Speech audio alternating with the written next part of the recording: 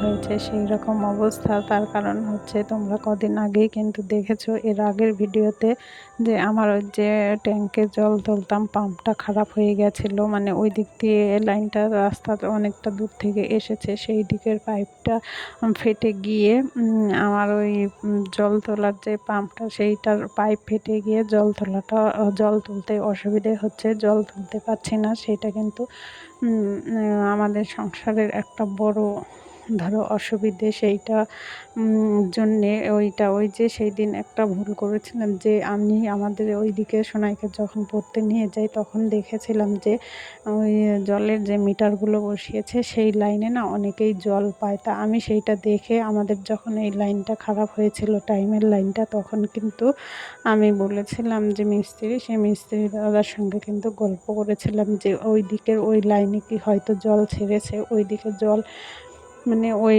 লাইনগুলোতে জল লোকে নিতে আমি দেখেছি। সেই যে বলেছি সেই কথাটাই হয়েছে কাল, জানো তো।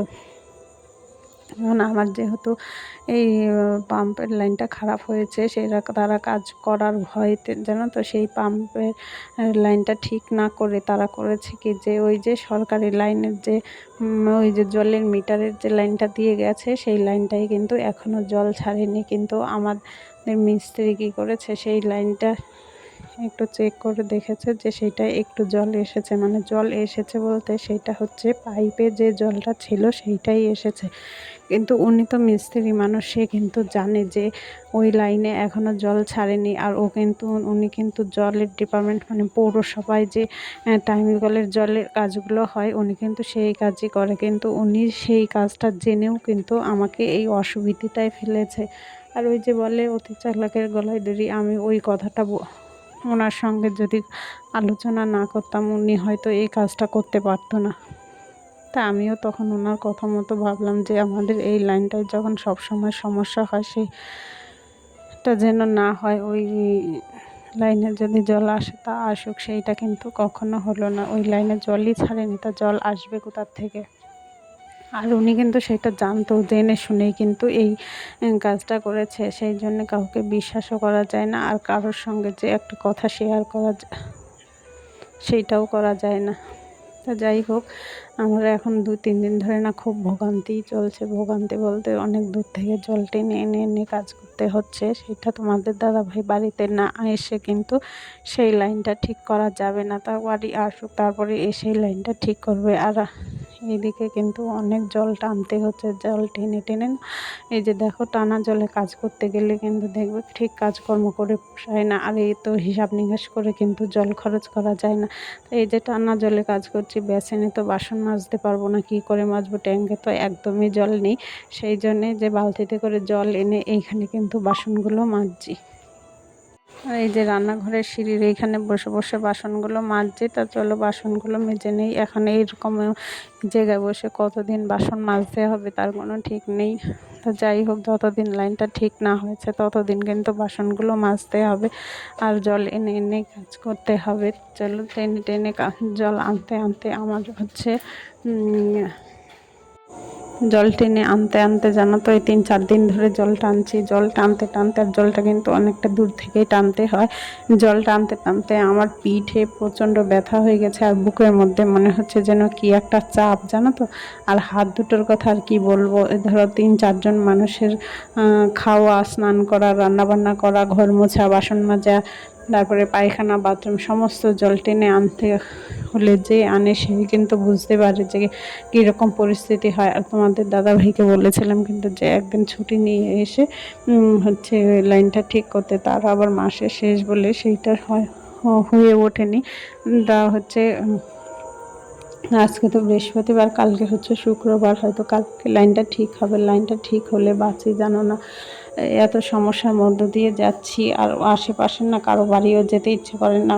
সবাই একদিন হলে সুবিধা অসুবিধে মানুষের দেখে, তাই না? প্রত্যেক দিন তো কেউ 3-4 দিন ধরে কে কার বাড়ি যাবো, কে কী ভাববে। আর আমাদের পাশের বাড়ির লোকেদের কথা তো বলে লাভ নেই, ওরা কোনো অসুবিধে দেখলেই মনে করে যে ওদের কাছে যাই নাকি, ওদের ওখান থেকে কোনো সুবিধা নেই নাকি, এইরকম একটা ভাব। আর আমার কোনো কাজকর্ম করার দেখলে তো গায়ের জ্বালার শেষ নেই, সেইটা তো তোমাদের সঙ্গে আগের দিন শেয়ার করেছিলাম। আর এদিকে দেখো বাসনগুলো মেজে কিন্তু আমি ওই জায়গাটা আবার জল দিয়ে ধুয়ে দিয়েছি, যেহেতু এঁঠো বাসন ওইখানে মেজেছি, ওতে না ধুয়ে দিলে ওই পায়ে পায়ে যাতায়াত করতে সারা বাড়ি ছড়িয়ে যাবে, তাই না? সেই জন্য ধুয়ে দিয়ে এখন এসেছে এই যে গ্যাসের টেবিলটা মুছবো। গ্যাসের টেবিল বলবো না স্ল্যাব বলবো, সে যাই হোক, যেখানে রান্না করি সেই জায়গাটা তো পরিষ্কার পরিচ্ছন্ন রাখতেই হবে, তাই না? তো দেখো তোমাদের সঙ্গে কিন্তু অনেক কথা হবে, গল্প হবে, মজা হবে। তো ততক্ষণে চলো আমার পরিচয়টা দিয়ে নিই। তোমরা যারা আমাকে চেনো তারা তো চেনোই, আর যারা চেনো না তাদের জন্য তো পরিচয়টা দেওয়া অবশ্যই দরকার। আর যারা তোমরা আমার ভিডিও দেখো তারা জানো, আর যারা আজকে নতুন দেখছো তারা তো আর জানো না আমি কোথা থেকে ভিডিও দিচ্ছি, তাও তো তোমরা জানো না, আর আমার পরিচয় তো জানো না। তা যাই হোক, চলো আমার পরিচয়টা দিয়ে নিই। শুভ সকাল বন্ধুরা, তোমরা কেমন আছো? আশা করছি তোমরা সবাই খুব খুব ভালো আছো, সুস্থ আছো। আমিও কিন্তু ভালো আছি, সুস্থ আছি। আর উত্তর 24 পরগনা জেলার ছোট্ট একটা গ্রাম থেকে আমি প্রীতি আবারও কিন্তু নতুন একটা সকালে নতুন একটা ভিডিও নিয়ে চলে এসেছি। আমার ভিডিওটা যদি একটুকু তোমাদের ভালো লাগে তাহলে অবশ্যই কিন্তু একটা লাইক কমেন্ট করো। তোমাদের একটা লাইক আর একটা কমেন্ট কিন্তু আমাকে পরবর্তী ভিডিও বানাতে উৎসাহিত করে। আর তোমরা যদি কেউ চাও যে আমার চ্যানেলটাকে সাবস্ক্রাইব করে আমার পরিবারের একজন মিষ্টি সদস্য হয়ে থেকে যেতে পারো। তো দেখো আমি কিন্তু চলে এসেছি চা করতে, এই যে চাও হয়ে গেছে। আর ওই দিকে বাসি নাইটিটা কিন্তু আগেই চেঞ্জ করে নিয়েছি, মানে যেহেতু জল টেনে টেনে কাজ করছে তো সেই জন্য জলের কাজগুলো কিন্তু ওই নাইটিটা পরেই করে নিয়েছি। আর বাড়িতে জল নেই, যেহেতু দূরের থেকে টেনে এনে কাজ করতে হয়, সেহেতু বাইরের যতটা কাজ করা সম্ভব সেইটা কিন্তু আমি করে নিয়েছি। জানি ওইভাবে করতে নেই, হয়তো অনেকেই বলবে যে এইভাবে কাজ করতে নেই বাসি নাইটি পরে, কিন্তু কিছু আমার করার ছিল না, জানো। তার বাড়িতে যেহেতু বড়রা কেউ থাকে না, সেই জন্যে আরও ওই এত অসুবিধের মাঝখানে সেই নিয়মটা মানতে পারলাম না। তা দেখো ওই যে চা করে নিয়ে চলে এসেছি এই ঘরে। আর ওই ঘরে তো সোনাই পড়ছে, সোনাই কিন্তু ওই ক্যামেরার সামনে আসবে না, সেই জন্যে হচ্ছে আমি এই ঘরে চা নিয়ে এসেছি। যে চা খাচ্ছি, আর ওই যে চা কিন্তু খাচ্ছি ওই যে চাল ভাজা দিয়ে। চাল ভাজা বলতে সেইগুলো কিন্তু আমি বাড়িতে ভাজিনি, দোকানে যে কিনতে পাওয়া যায় চাল ভাজাগুলো সেইগুলোই। আর এদিকে দুষ্টুর যেহেতু একটু সর্দি সর্দি ভাব লেগেছে, সেই জন্যে ওকে ওর জন্যেও একটু লেখাচ্ছা করেছি। ও কিন্তু আবার ওইদিকে ঘুম থেকে উঠে বারান্দায় বসে আছে, এখনও দাঁত মাজেনি।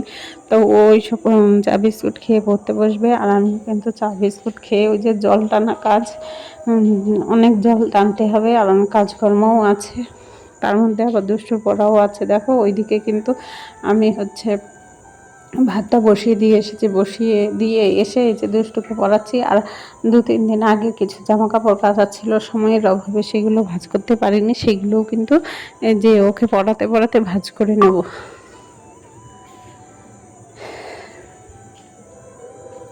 ওই যে আগে ওর পড়াটা ধরে নিচ্ছে, যেহেতু আর সামনে পরীক্ষা, ওর পড়াশোনার দিকটা তো আগে দেখতে হয়। আর ওর যেহেতু টিউশনি মাস্টার নেই, সেই জন্যে পড়ার সম্পূর্ণ দায়িত্বটাই আমার উপরেই পড়ে থাকে।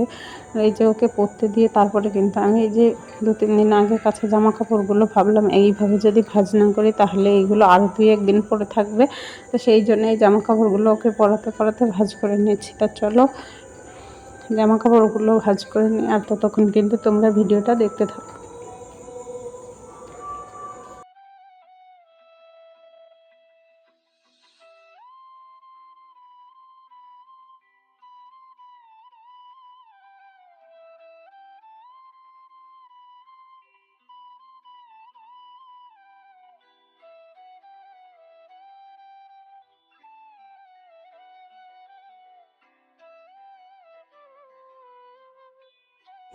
আর তার মধ্যে ওই যে আমাদের পাশের বাড়ির আবার একজন ডাকছে ফুল নিয়ে আসার জন্য, দুষ্টুকেই ডাকছিল, দুষ্টু গিয়ে ফুল নিয়ে এসেছে। আর এই যে দেখো কত ফুল দিয়েছে, শিউলি ফুল, পদ্ম ফুল। তা আজকের পুজোটা কিন্তু আমি দিইনি, পুজোটা সোনাই দিয়েছে, আমার একটুকু সময় হয়নি, ওই যে বলছিলাম জল টানা কাজ। তা আজকের ভিডিওটা এইখানেই শেষ করছি। ফিরে আসবো নতুন একটা সকালে নতুন একটা ভিডিও নিয়ে। ততক্ষণ কিন্তু তোমরা সবাই খুব খুব ভালো থেকো, সুস্থ থেকো। Tata, by.